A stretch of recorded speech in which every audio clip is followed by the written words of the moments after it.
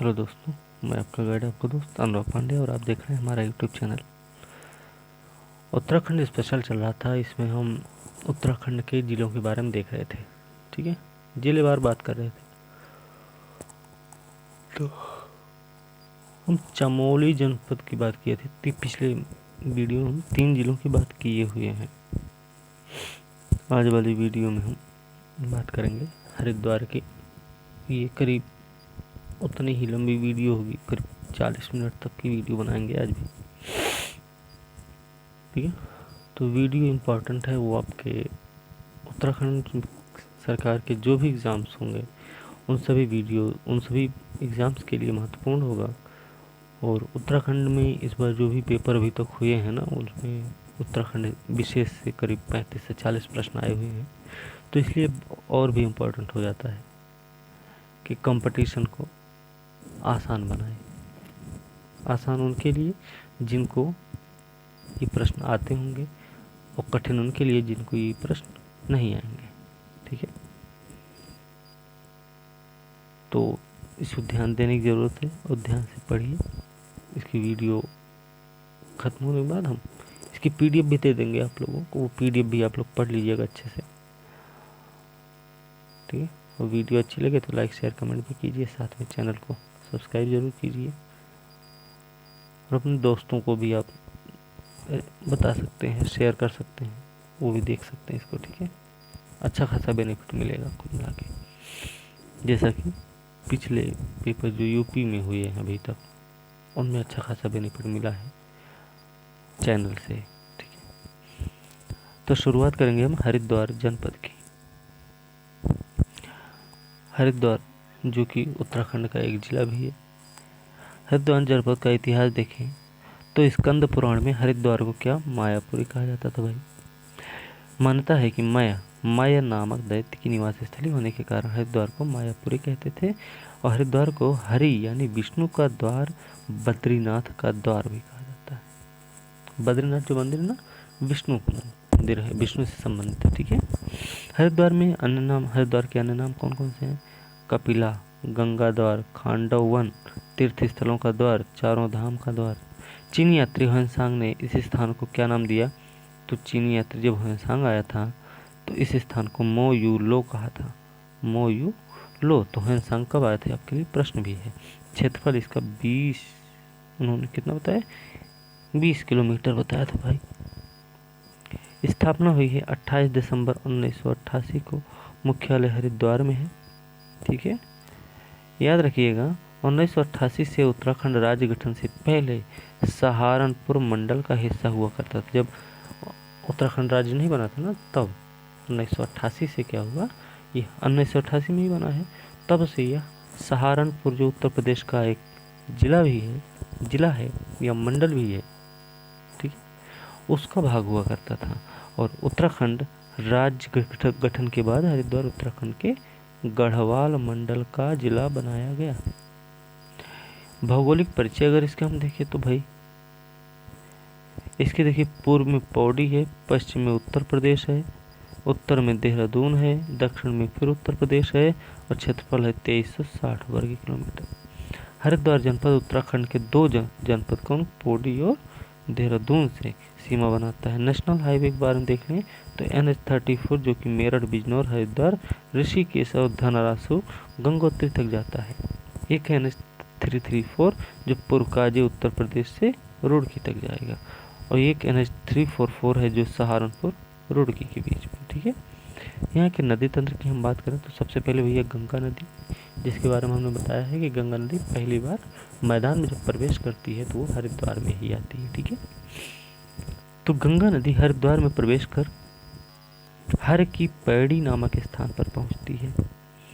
हर की पैड़ी के पश्चात गंगा नदी मैदानी क्षेत्र में प्रवेश करती है और पौड़ी के निकट भीमगोड़ा परियोजना का वही पौड़ी के पास में ही भैया, यहाँ से ऊपरी गंगा नहर निकलती है।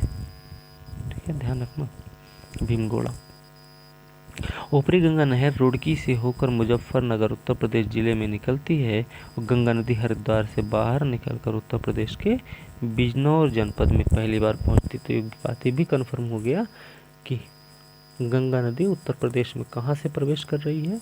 तो आपको पता होना चाहिए कि यह नदी बिजनौर से उत्तर प्रदेश में प्रवेश करती है। ठीक है। सोलानी नदी भाई, सोलानी नदी क्या है? रुड़की इसी नदी के तट पे है, सोलानी के किनारे हरिद्वार में स्थित प्रमुख जल विद्युत परियोजना देखे तो भीमगोड़ा है, गंगा नदी पर बना हुआ है, अभी हमने ऊपर ही बताया, पौड़ी के निकट है, ऊपरी गंगा नहर निकाली गई है, ये हमने ऊपर बता दिया है। फिर पथरी जल विद्युत परियोजना है, हरिद्वार में ऊपरी गंगा नहर पर बनी हुई है। मोहम्मदपुर परियोजना जो ऊपरी गंगा नहर पर है। हरिद्वार में प्रमुख कुंड देखे तो भीमगोड़ कुंड है, जिसको भीम कुंड भी कहा जाता है। यह एक सुरंग द्वारा गंगा नदी का जल यहाँ पे आता है। ठीक है। सती कुंड है, यह कुंड हरिद्वार के कनखल में स्थित है। ब्रह्म कुंड है, हर की पैड़ी में स्थित है। हर की पैड़ी क्या भाई? अब हर की पैड़ी देख लेते हैं, तो यह हरिद्वार में स्थित प्रसिद्ध धार्मिक स्थल है। इसका अर्थ होता भगवान विष्णु के चरण। हर की पैड़ी का निर्माण उज्जैन के राजा विक्रमादित्य ने अपने ये जो भरथियर की याद में करवाया था। ठीक है। उज्जैन के राजा विक्रमादित्य। हर की पैड़ी में ब्रह्म कुंड स्थित है। अकबर के दरबारी राजा मान सिंह ने इस स्थान पर गंगा मंदिर का निर्माण कराया, जिसे राजा मान सिंह की छतरी के नाम से भी जाना जाता। तो एक चीज़ ये भी याद हो गई कि राजा मान सिंह की छतरी कहाँ है? तो हरिद्वार में भैया, वो भी कहाँ पे? हर की पौड़ी पे। हर की पौड़ी के दक्षिण में 2 घाट हैं। कौन कौन से? एक है गऊ घाट, एक है कुशावर्त घाट। गऊ घाट देखें, यहाँ पर स्नान करने से मनुष्य गौ हत्या से मुक्त होता है।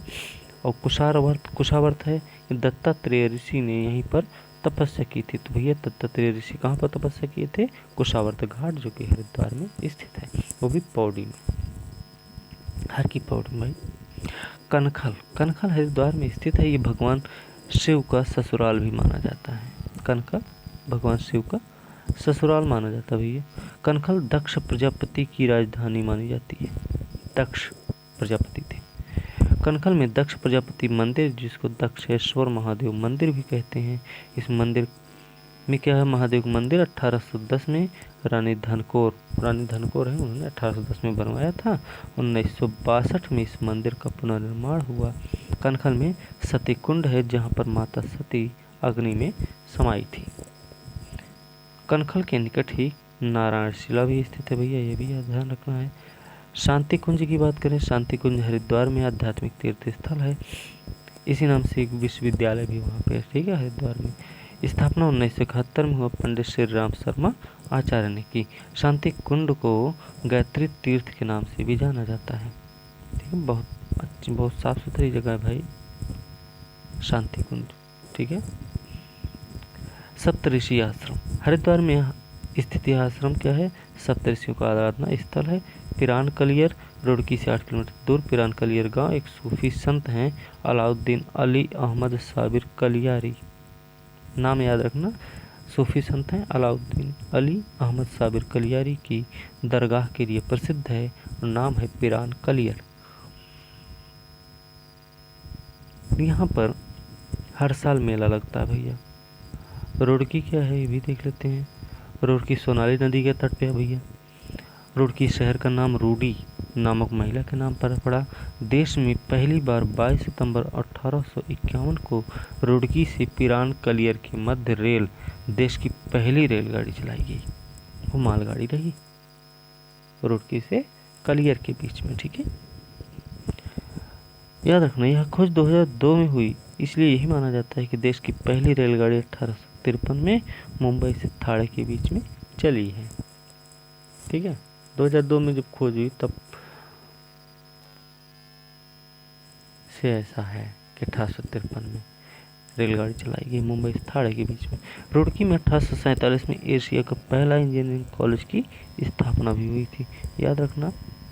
हरिद्वार में प्रमुख मंदिर देख लें तो भारत माता मंदिर यहीं पे है, स्वामी सत्यमित्रानंद ने कराया था निर्माण। 83 में श्रीमती इंदिरा गांधी ने इस मंदिर का उद्घाटन किया। मंदिर की ऊंचाई 180 फीट है और इसमें कुल 8 मंजिल है। 180 फीट ऊंचा, 8 मंजिल है। माया देवी मंदिर देखे तो माया देवी मंदिर हरिद्वार में ही है भाई। ठीक है, ये ध्यान रखना। चंडी देवी मंदिर भी हरिद्वार में नील पर्वत के शिखर पर स्थित भी है। जम्मू कश्मीर के राजा सुचात सिंह ने इसका निर्माण करवाया। मनसा देवी मंदिर हरिद्वार में बिल्व शिखर पर है। 5 भुजाओं 3 मुख वाली मूर्ति यहाँ पे है। बिलकेश्वर मंदिर महादेव देखें तो यह मंदिर भगवान शिव को समर्पित है। बिलकेश्वर महादेव मंदिर हरिद्वार में बिल्व पर्वत पर स्थित है। माता पार्वती ने यहीं पर शिव की तपस्या की थी, ऐसा बताया जाता है, ऐसा माना जाता है। और याद रखना, इस मंदिर में बेल पत्र चढ़ाने की परंपरा है। बिलकेश्वर नाम है। नीलेश्वर महादेव यह हरिद्वार में नील पर्वत पर स्थित है भैया। दक्ष महादेव कनखल में दक्ष प्रजापति मंदिर है। दक्षेश्वर महादेव मंदिर जिसको बोलते हैं दक्षेश्वर महादेव मंदिर का मंदिर 1810 रानी धनकौर ने कराया था। 1962 में इसका पुनर्निर्माण किया गया है। यहाँ के प्रमुख मेले देखें तो यहाँ पे कुंभ मेला भी लगता भी है। यह मेला हरिद्वार में गंगा के तट पर प्रत्येक 12 वर्ष में लगता है। सूर्य की मेष राशि में और बृहस्पति के कुंभ राशि में आने पर, मेष जब जाता है सूर्य मेष में जाएगा और बृहस्पति कुंभ में जब जाएगा। उर्स मेला है एक। यह मेला रुड़की से 8 किलोमीटर दूर कलियर गांव में लगता है हर साल। कलियर गांव में पिरान कलियर बाबा अलाउद्दीन अली अहमद साबरी की मज़ार है, इसलिए कलियर प्रसिद्ध है। गुघात मेला है। यह मेला हरिद्वार के ज्वालपुर में आयोजित होता 3 दिवसीय मेला है। गुघाल मेला में लोक देवता गंगोजी की पवित्र छड़ी की पूजा अर्चना की जाती है। प्रमुख संस्थान हरिद्वार में देख लें तो भैया याद रखना, central building research institute. Central building research institute कहाँ है तो ये इसका केंद्रीय भवन अनुसंधान संस्थान, स्थापना 1947, स्थित है रुड़की में भैया। उद्देश्य भवन निर्माण के सभी क्षेत्रों में आने वाली समस्या का समाधान करना। दूसरा भारतीय प्रौद्योगिकी संस्थान रुड़की में है भैया, 1847 में स्थापित हुआ। सबसे पुराना है। इंजीनियरिंग कॉलेज भारत का 21 सितंबर 2001 को इसे IIT का दर्जा दिया गया है 2001 में। गुरुकुल कांगड़ी विश्वविद्यालय 1902 में स्थापित हुआ। हरिद्वार में स्वामी श्रद्धानंद ने किया था। इसकी स्थापना सर्वप्रथम 1900 में पंजाब के गुजरांवाला में पहले इसकी स्थापना हुई थी 1900 में। 1902 में क्या किया कि इसको हरिद्वार में स्थापित किया गया। इसमें भारतीय दर्शन, भारतीय संस्कृति, साहित्य के साथ साथ आधुनिक विषयों का अध्ययन किया जाता है। 65 में इसे विश्वविद्यालय मतलब डीम्ड यूनिवर्सिटी का दर्जा दिया गया। ठीक है। राष्ट्रीय जल विज्ञान संस्थान भी यहीं पे है, रुड़की में स्थित हुई है। 1978 में स्थापित है। लोक सेवा आयोग भी यहीं पे। संस्कृत उत्तराखंड संस्कृत अकादमी है। उत्तराखंड संस्कृत विश्वविद्यालय भी यहीं पर है। गन्ना अनुसंधान केंद्र भी यहीं पर है। प्रशासनिक ढांचा देख लें। लोकसभा क्षेत्र हरिद्वार। विधानसभा क्षेत्र हरिद्वार में 11 विधानसभा क्षेत्र हैं। 11 हैं टोटल हरिद्वार में विधानसभा क्षेत्र। कौन कौन से हैं? रुड़की है, लक्सर है, खानपुर है, मंगलोर है, पिरान कलियर है भैया, मंगलोर याद रखना। हरिद्वार है, हरिद्वार ग्रामीण और भेल है। भेल रानीपुर। ज्वालापुर है SC के लिए, ज्वालापुर SC के लिए है भाई। झबरेड़ा है SC के लिए, भगवानपुर SC के लिए। तो SC के लिए कौन कौन से भाई? ज्वालापुर, झबरेड़ा और झबरेड़ा और भगवानपुर, ये 3 सीटें SC के लिए, बाकी से ठीक है। विकास खंड यहाँ पे 6 है। कौन कौन से भाई? बहादुराबाद है, रुड़की है, भगवानपुर है, नारसन है, लक्सर है, खानपुर है। तहसील देखे तो यहाँ पे 4 हैं। हरिद्वार, रुड़की, भगवानपुर, लक्सर। हरिद्वार, रुड़की, भगवानपुर, लक्सर। ठीक है। जनसंख्या है यहाँ की 1,89,422, नहीं 18 लाख है, 18,90,422 है। जनघनत्व 801 व्यक्ति प्रति वर्ग किलोमीटर है। लिंगानुपात देखें 880 है। साक्षरता 73-43 है। पुरुष साक्षरता 81.04 है और महिला है 64.179। पौड़ी गढ़वाल जनपद देख रहे भैया, तो इसका इतिहास रहा है कि पौड़ी गढ़वाल भी गढ़वाल के परमार वंश के अधीन था। गढ़वाल वंश के शासक अजयपाल ने क्या किया, पहले देवलगढ़ और फिर श्रीनगर को परमार वंश की राजधानी, पहले देवलगढ़ को राजधानी किसने बनाई? तो भैया अजयपाल ने बनाई। अजयपाल जो कि परमार वंश का है, और फिर उसने बनाई श्रीनगर को परमार वंश की राजधानी। अजयपाल के से लेकर प्रद्युम्न शाह 1804 तक गढ़वाल के परमार वंश की राजधानी क्या थी? श्रीनगर। अजयपाल से लेकर 1804 तक, प्रद्युम्न शाह के समय तक। ठीक है, याद रखना। 1804 से 1815 तक इसमें गोरखाओं ने शासन किया और 1815 में यह क्षेत्र अंग्रेजों के अधीन आ गया। अंग्रेजों ने ब्रिटिश गढ़वाल का मुख्यालय श्रीनगर को बनाया। ठीक है, 1840 में क्या हुआ? अंग्रेजों ने ब्रिटिश गढ़वाल का मुख्यालय श्रीनगर से पौड़ी लाए। 40 में फिर से पौड़ी आ गया और पौड़ी गढ़वाल नए जनपद के रूप में 1840 में गठित हुआ। 69 में 1969 में गढ़वाल मंडल का गठन हुआ। इसका मुख्यालय बनाया गया पौड़ी। स्थापना हुई 1840 में। ब्रिटिश गढ़वाल का जिला मुख्यालय रहा पौड़ी गढ़वाल। क्षेत्रफल है 5329 वर्ग किलोमीटर। भौगोलिक स्थिति देखें, पूर्व में अल्मोड़ा नैनीताल है, पश्चिम में हरिद्वार देहरादून है, उत्तर में टिहरी रुद्रप्रयाग चमोली है और दक्षिण में उत्तर प्रदेश है। पौड़ी जनपद उत्तराखंड के सर्वाधिक 7 जनपदों से इसकी सीमा लगती, भैया याद रखना। और 7 जिले हम ऊपर बता दिए। राष्ट्रीय राजमार्ग देख लें तो 534 NH है, मेरठ बिजनौर नजीबाबाद और कोटद्वार पौड़ी।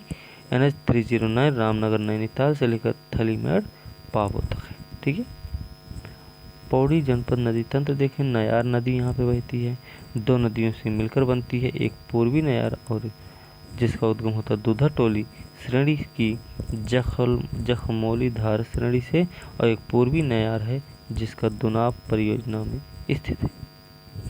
पश्चिमी नयार, पूर्वी नयार। पश्चिमी नयार क्या है? दूधा टोली श्रेणी की उत्तर पश्चिमी ढाल से पूर्वी नयार और पश्चिमी नयार का संगम सतपुली के निकट बनता है।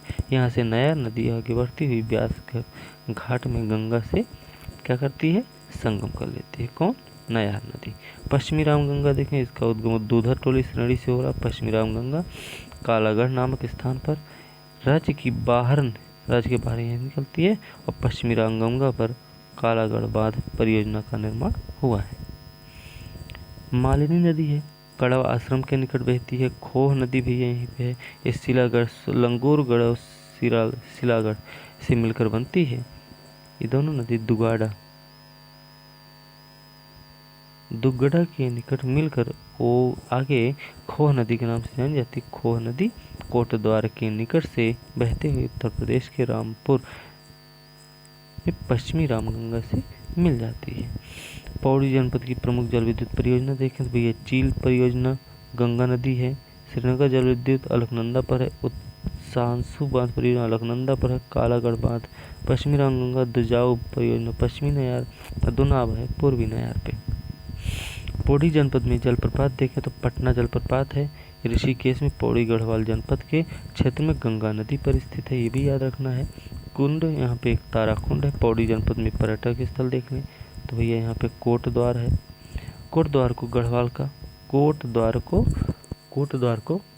का प्रवेश द्वार कहा जाता है। कोटद्वार जो है खोह नदी के निकट है। कोटद्वार के निकट है मोरध्वज का किला। कोटद्वार को 51 में नगर पालिका बनाया गया। कोटद्वार को 51 में नगर पालिका बनाया गया। 2017 में कोटद्वार को नगर निगम बनाया गया। कोटद्वार को पहले खोह द्वार भी कहते थे, यानी खोह नदी का प्रवेश। कोटद्वार में पौड़ी गढ़वाल के एकमात्र रेलवे स्टेशन है। स्थापना ब्रिटिश काल में हुई थी भैया, 1889-90 में हुई थी। कोटद्वार में एक पौड़ी गढ़वाल का एकमात्र रेलवे स्टेशन है।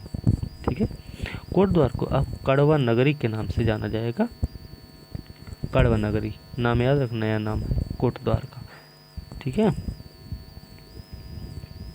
कड़वा आश्रम यहीं पे भैया 14 किलोमीटर कोटद्वार से दूर है। कड़वा आश्रम हेकोट और मणिकूट पर्वतों के मध्य है। ठीक है, हेकोट मणिकूट पर्वतों के बीच में है कड़वा आश्रम। कड़वा आश्रम मालिनी नदी के किनारे है। मालिनी नदी, इसमें महाकवि कालिदास ने अभिज्ञान शाकुंतलम की रचना की। कड़वा आश्रम दुष्यंत शकुंतला का प्रणय स्थल भी है। कड़वा आश्रम दुष्यंत और शकुंतला के पुत्र जो भरत का जन्म हुआ था यहीं पे। ठीक है, कड़वा आश्रम का वर्तमान नाम है चौका घाट। याद रखा, महाकवि कालिदास ने कड़वा आश्रम को क्या बोला था? किसलय प्रदेश। किसलय प्रदेश कड़वा आश्रम को किसने कहा था? तो याद होना चाहिए, महाकवि कालिदास ने कहा था ऐसा। ठीक है, चलिए श्रीनगर के बारे में देख लें तो श्रीनगर की स्थापना 1358 कनिंघम के अनुसार है। श्रीनगर का पुराना नाम है श्री क्षेत्र। श्रीनगर का पुराना नाम श्री क्षेत्र रहा है। 1517 में क्या हुआ कि अजयपाल ने श्रीनगर को गढ़वाल की राजधानी बनाई। अजयपाल से लेकर 1804 जो प्रथम शाह हैं तब तक यहाँ गोरखा का शासन रहा। 1815 तक 15 में यहाँ अंग्रेजों का अधिकार हुआ और श्रीनगर को ब्रिटिश गढ़वाल का मुख्यालय बनाया गया। कब? 1815 में। 4 में क्या हुआ, ब्रिटिश गढ़वाल का मुख्यालय श्रीनगर से हटाकर, नहीं 1804 में नहीं, ये आप देखिए यहाँ पे होगा 1804 नहीं हो, ठीक है, फिलहाल 1840 है, ठीक है। 1840 है भैया, वो याद रखना है। चलिए 1840 में क्या किया गया, गढ़वाल का मुख्यालय श्रीनगर से हटा के पौड़ी में कर दिया गया। 1840 है ये, ठीक है। 1973 में गढ़वाल विश्वविद्यालय की स्थापना हुई। 89 में गढ़वाल विश्वविद्यालय का नाम हेमवती नंदन बहुगुणा विश्वविद्यालय रखा गया। हेमवती नंदन बहुगुणा विश्वविद्यालय रखा गया 1989 में। 15 जनवरी 2009 को इसी केंद्रीय विश्वविद्यालय का दर्जा मिला और श्रीनगर के सुमाडी में 2009 में NIT national institute of technology की स्थापना। नेशनल इंस्टीट्यूट ऑफ टेक्नोलॉजी की स्थापना श्रीनगर में कब हुई थी, तो 2009 में हुई थी। श्रीनगर से संबंधित अन्य महत्वपूर्ण जानकारी के बारे में देखें तो कोशेरा यहीं पे मठ है भैया, जो भक्तियाड़ा श्रीनगर में महीपति शाह के शासनकाल में केशव राय ने केशव मठ का निर्माण करवाया। कमलेश्वर मंदिर, यहाँ पर भगवान राम ने शिव की तपस्या की थी कमलेश्वर में। शंकर मठ है, भगवान विष्णु और लक्ष्मी को समर्पित शंकराचार्य द्वारा स्थापित, अलकनंदा नदी किनारे है। श्रीनगर में मोलराम चित्र संग्रहालय है। उच्च स्थलीय पौध शोध संस्थान भी यहीं पे है, उच्च स्थलीय पौध शोध संस्थान यहीं पर है। देवलगढ़ के बारे में देखें, देवलगढ़ को कांगड़ा के राजा देवल ने बसाया। कांगड़ा के जो राजा थे देवल, उन्होंने देवलगढ़ बसाया। और याद रखना, अजयपाल ने श्रीनगर से पहले देवलगढ़ को परमार वंश की राजधानी बनाई थी, ठीक है। देवलगढ़ में राज राजेश्वरी मंदिर है। लैंसडाउन इसी में है, पौड़ी में। लैंसडाउन का पुराना नाम है कालो डांडा। कालो डांडा किसका पुराना नाम है? लैंसडाउन का। 4 नवंबर 1887 को ब्रिटिश सरकार ने लैंसडाउन को में छावनी बनाई। 4 नवंबर 1887 को। 90 में क्या हुआ, कालो डांडा का नाम बदलकर वायसराय लॉर्ड लैंसडाउन ने लैंसडाउन रख दिया और लैंसडाउन में गढ़वाल रेजिमेंट का मुख्यालय। लैंसडाउन में क्या है, गढ़वाल रेजिमेंट का मुख्यालय है। खिरसू पौड़ी जनपद का प्रसिद्ध हिल स्टेशन है। खिरसू पौड़ी जनपद का प्रसिद्ध हिल स्टेशन। पौड़ी जनपद के प्रमुख मंदिर देखें तो कमलेश्वर महादेव मंदिर है। यह मंदिर श्रीनगर गढ़वाल में है। मान्यताओं के अनुसार बता दें कि भैया रावण का वध कर भगवान श्री राम ने ब्रह्म हत्या पाप से मुक्ति के लिए यहाँ पर शिव की आराधना की थी, ठीक है। दंगलेश्वर महादेव मंदिर है, यह पौड़ी गढ़वाल में ही है। सतपुली में नयार नदी के तट पर है। कोट महादेव मंदिर वाल्मीकेश्वर महादेव, यह भी कहाँ, सीतो नस्यू पट्टी में स्थित है भैया। महर्षि वाल्मीकि तपस्थली है ये, ठीक है। चलिए यहाँ पे एक लक्ष्मण जी का प्राचीन मंदिर भी है। एकेश्वर महादेव है, सतपुली से 20 किलोमीटर दूर है। स्थानीय भाषा में इसे इगासार महादेव मंदिर भी कहते हैं। इगासार महादेव मंदिर किसका नाम है? एकेश्वर मंदिर का, ठीक है। तारकेश्वर महादेव है, लैंसडाउन से 36 किलोमीटर दूर स्थित है। बिनसर महादेव है, फिर कालेश्वर मंदिर है, आदेश्वर महादेव है, कालेश्वर महादेव है और राज राजेश्वरी मंदिर यहाँ पर स्थित है।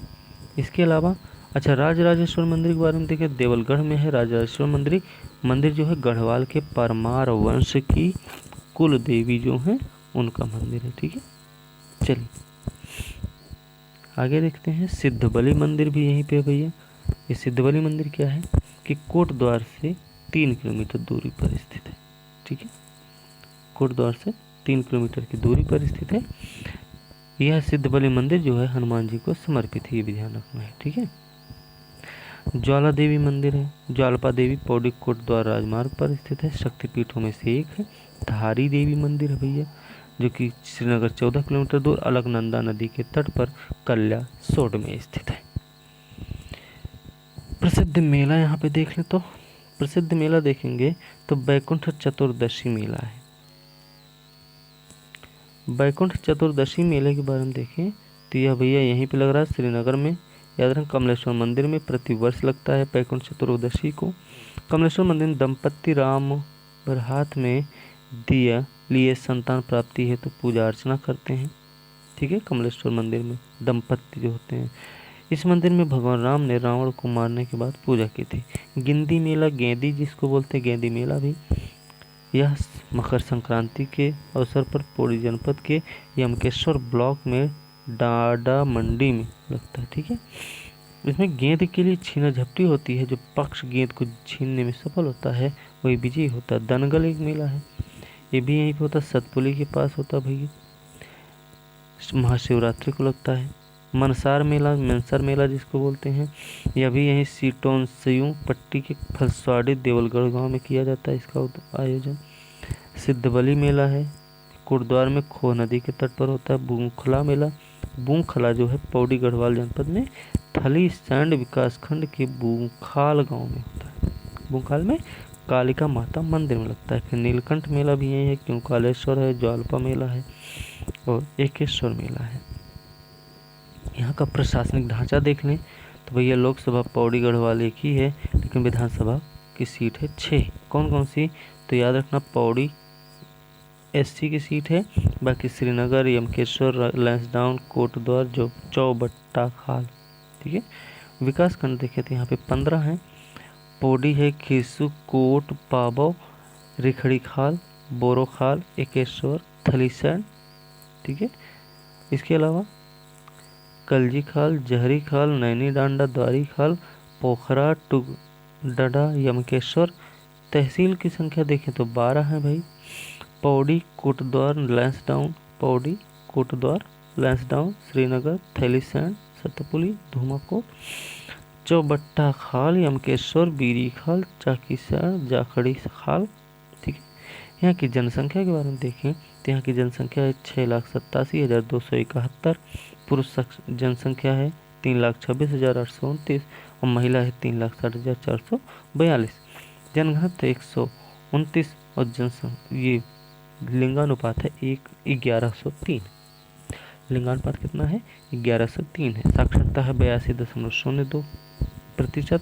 पुरुष में देखें तो 92.71 है और महिला की है 72.6%। ठीक है, अब इसके बाद देहरादून जनपद है। ठीक है, देहरादून देखते हैं भाई तो देहरादून 2 शब्दों से मिलकर बना है। देहरा जिसको डेरा या शिविर बोलते हैं और दून दूसरा के घाटी। सिख गुरु हैं राम राय ने 1676 में देहरादून में डेरा डाला, इसलिए यहाँ का नाम रखा डेरा। डेरा से देहरा या देहरादून पड़ गया, दून घाटी में स्थित था। ठीक है, तो सिख गुरु हैं राम राय, इन्होंने 1676 में यहाँ पे डेरा डाल दिया था। मान्यता ये भी है कि यहाँ पर आचार्य द्रोण ने तपस्या की थी, जिसके कारण इस क्षेत्र का प्राचीन में द्रोण नगर कहते थे इसको, और द्रोण नगर के बाद इसका नाम देहरादून पड़ा है। देहरादून का प्राचीन नाम पृथ्वीपुर भी था। देहरादून के कालसी नामक स्थान पर अशोक शिलालेख प्राप्त हुआ है, जिससे बात की पुष्टि होती कि यह क्षेत्र मौर्यों के अधीन था। कालसी है ना। देहरादून 1804 तक गढ़वाल के पंवार वंश के राजाओं के अधीन था, लेकिन 1804 में क्या हुआ, प्रद्युम्न शाह और गोरखा सेना के बीच देहरादून के खड़बुड़ा नामक मैदान पर युद्ध हुआ। खड़बुड़ा, जिसमें प्रद्युम्न शाह की मृत्यु हो गई और जिसके बाद गोरखाओं ने इस क्षेत्र पर शासन भी किया। 1814 में क्या हुआ कि देहरादून के नाला पानी में ब्रिटिश सेना और गोरखाओं के बीच में युद्ध हुआ। ब्रिटिश सेना का नेतृत्व उस समय जनरल जिलेस्पी ने की और गोरखा सेना का नेतृत्व करता बलभद्र थापा। इस युद्ध में गोरखाओं की पराजय और यह क्षेत्र अब अंग्रेजों के अधीन हो गया।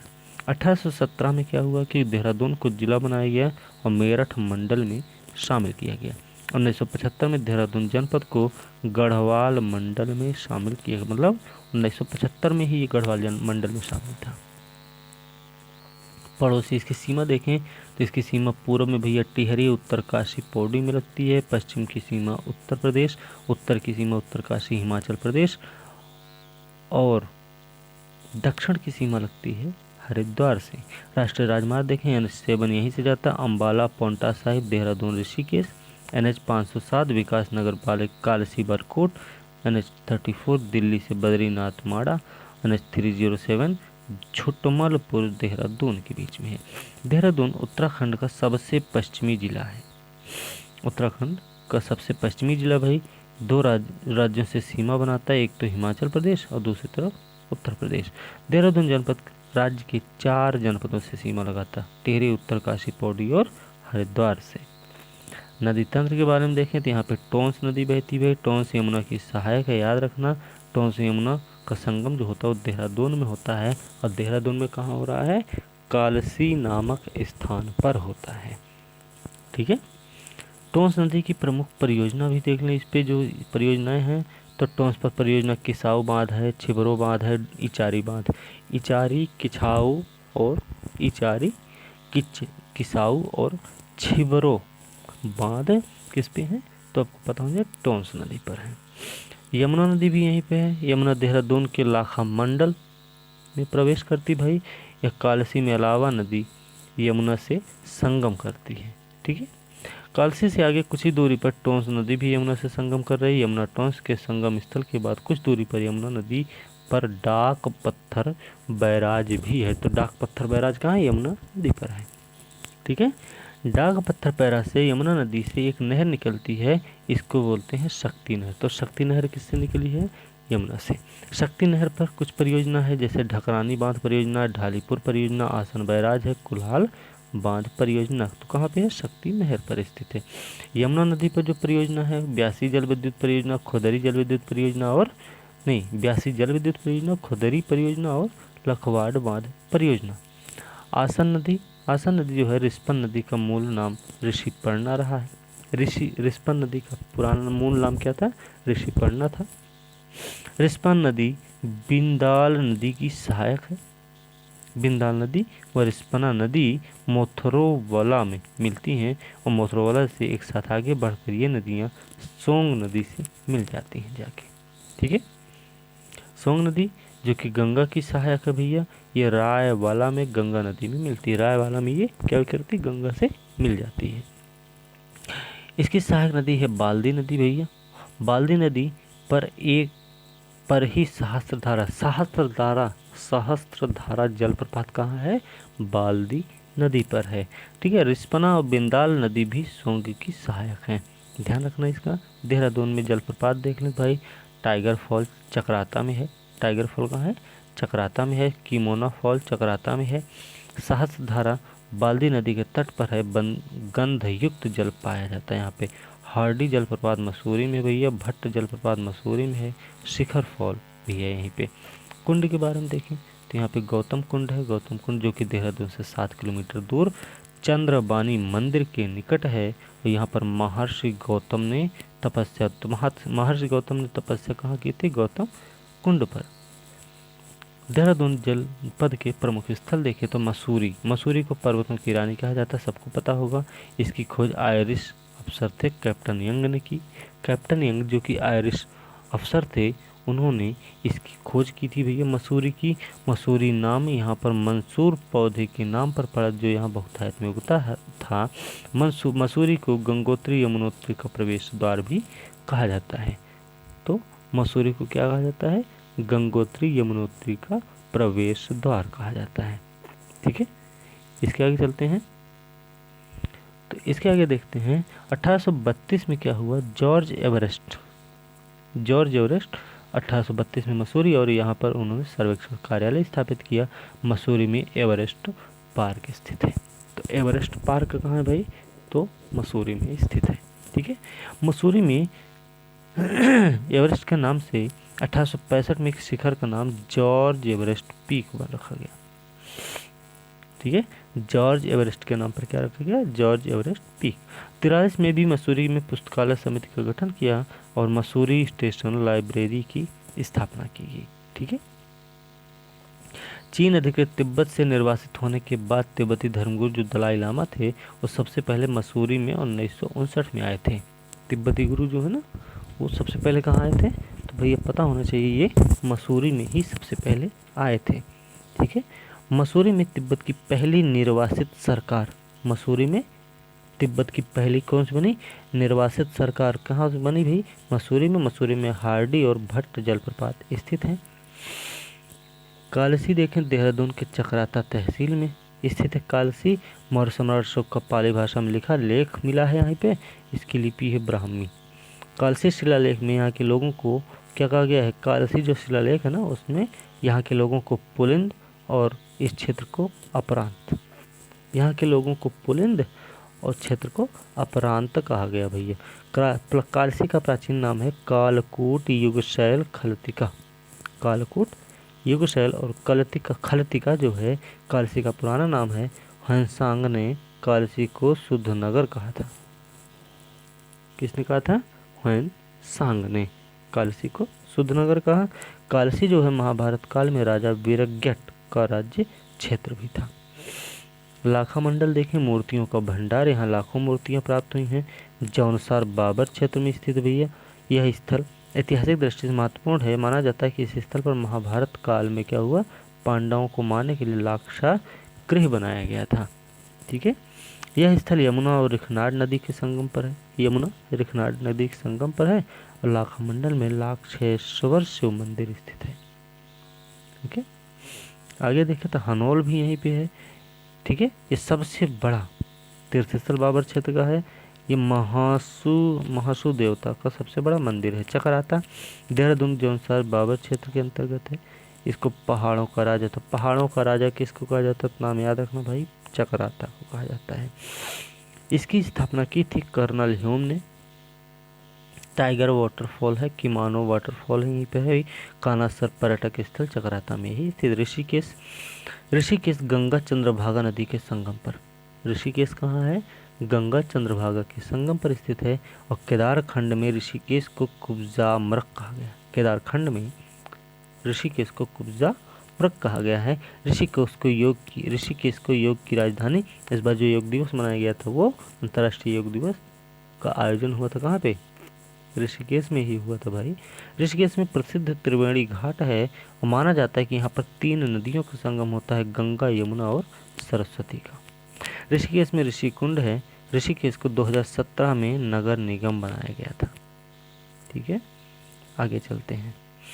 देहरादून के प्रमुख मंदिर देख लें तो देहरादून से लगभग 6 किलोमीटर दूर पर क्या है? भगवान शिव को समर्पित एक मंदिर है। यह मंदिर गुफा में है जहाँ पर जल बूंद बूंद करके टपकता रहता है। टपकेश्वर मंदिर में शिवरात्रि को टपकेश्वर मेला लगता है। सिद्धेश्वर मंदिर यहीं पे है भैया। यहाँ पे गुरु रमा राय दरबार भी है जो सिखों के गुरु राम राय हैं। 1676 देहरादून आए और इन्होंने धमुवाला में बस गए। गढ़वाल नरेश फतेहपति शाह ने इन्हें 3 गांव दान भी दिया था। तो याद रखना गढ़वाल नरेश हैं, फतेहपति शाह ने इनको 3 गांव दान दिए। किसको? सिख गुरु राम राय को। 99 में गुरु राम राय ने क्या किया? देहरादून के धमुवाला में गुरु राम राय दरबार मतलब झंडा दरबार की स्थापना कहाँ हुई है? तो गुरु राम राय दरबार या फिर देहरादून में हुई है। किसने की है? तो आपको पता होना चाहिए, गुरु राम राय ने की थी। यह दरबार मुगल शैली में निर्मित है भैया। मुगल शैली में निर्मित दरबार है।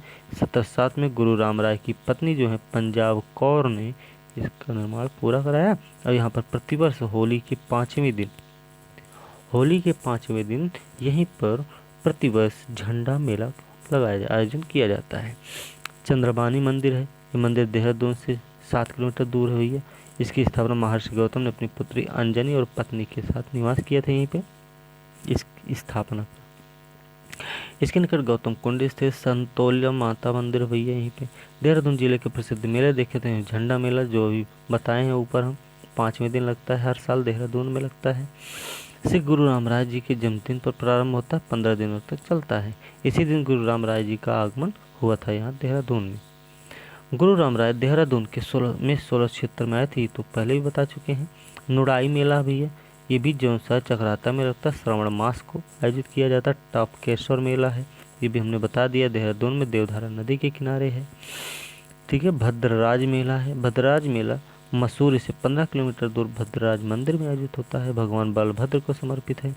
बिस्सू मेला है यहीं पे वीर केसरी चंद्र मेला है जो कि चकराता में आयोजित होता है। भाई वीर केसरी का जन्म हुआ था 1 नवंबर 1920 को चकराता के पास क्यावा गांव में। ठीक है, देहरादून के प्रमुख संस्थान देख लें तो भैया भारतीय सर्वेक्षण विभाग, भारत के नक्शे बनाने वाली सर्वेक्षण करने वाली केंद्रीय एजेंसी है। भारतीय सर्वेक्षण विभाग की स्थापना 1768 बंगाल में हुई थी और देहरादून 1942 में इसे स्थानांतरित कर दिया गया। 1767 में जो भारतीय सर्वेक्षण विभाग की स्थापना हुई थी बंगाल में, उसको 1942 में लाके देहरादून में स्थापित कर दिया गया। ठीक है, भारतीय सर्वेक्षण विभाग के महानिरीक्षक जॉर्ज एवरेस्ट को एवरेस्ट की ऊंचाई मापने का श्रेय जाता है। भारतीय वन अनुसंधान संस्थान देहरादून में सबको पता होगा 1864 में इसकी वन विभाग की स्थापना हुई। 78 में फॉरेस्ट स्कूल ऑफ देहरादून की स्थापना हुई देहरादून में। 84 में फॉरेस्ट स्कूल ऑफ देहरादून का नाम बदल के imperial forest school of Dehradun करा गया। 1906 में फिर से नाम चेंज हुआ।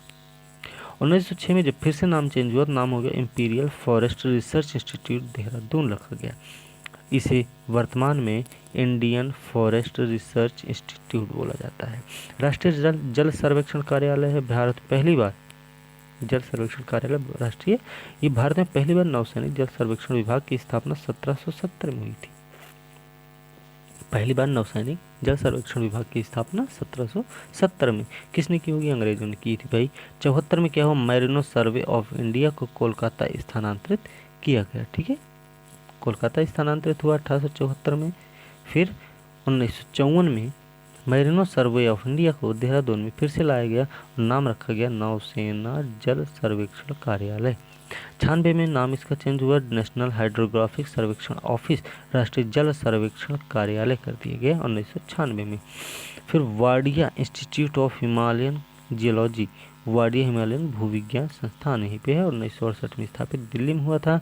76 में देहरादून में इसे स्थानांतरित करके नाम WIHG भारत सरकार के विज्ञान प्रौद्योगिकी मंत्रालय के अधीन स्थापित किया गया। ठीक है, NGRSM क्या भाई? National geo research scholars meet. ठीक है, अध्यक्षता बैठक NGRSM की चौथी बैठक का आयोजन बेबी नगर के माध्यम से जून 2020 में किया गया था। भारतीय पेट्रोलियम संस्थान की स्थापना हुई 1960 में, उद्देश्य पेट्रोलियम उत्पादों का विकास करना। 2019 में IIP Indian institute of petroleum ने देहरादून में प्लास्टिक वेस्ट डीजल में तब्दील करने के लिए प्लांट स्थापित किया। Oil and natural gas corporation ONGC स्थापना 1956 में हुई है। 14 अगस्त 1956 में इसे तेल प्राकृतिक गैस आयोग नाम दिया गया और 94 में तेल एवं प्राकृतिक गैस निगम बनाया गया। 97 में इसे नवरत्न का दर्जा मिला। 10 में इसे महारत्न का दर्जा मिल गया। ठीक है, तो 97 में नवरत्न और 10 में महारत्न का दर्जा। ड्रिलिंग प्रौद्योगिकी संस्थान भी यहीं पे, इसकी स्थापना 78 में हुई। भारतीय वन्यजीव संस्थान यहीं पे 1982 में स्थापित हुआ। उद्देश्य वन्यजीव संरक्षण क्षेत्र में प्रशिक्षण और रिसर्च करना। भारतीय सुदूर संवेदन संस्थान भी यहीं पे 1966 में बना।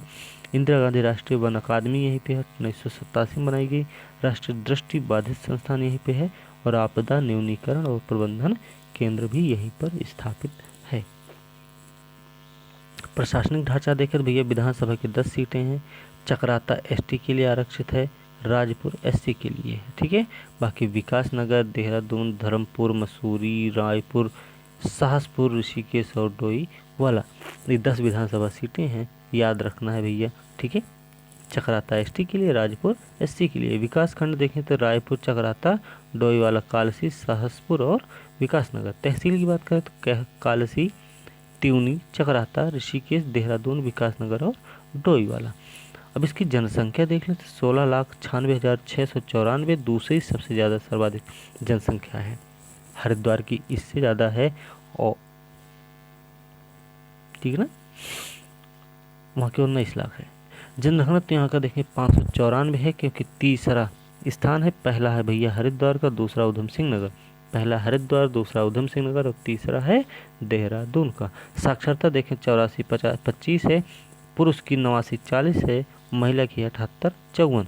लिंगानुपात में 902 है, याद रखना, दूसरा सबसे कम लिंगानुपात वाला जिला है, ठीक है। और सबसे कम कहाँ पे है, हरिद्वार 880। तो 880 सबसे कम हरिद्वार, और इससे थोड़ा सा ज़्यादा है 902 किसका, देहरादून का, ठीक है।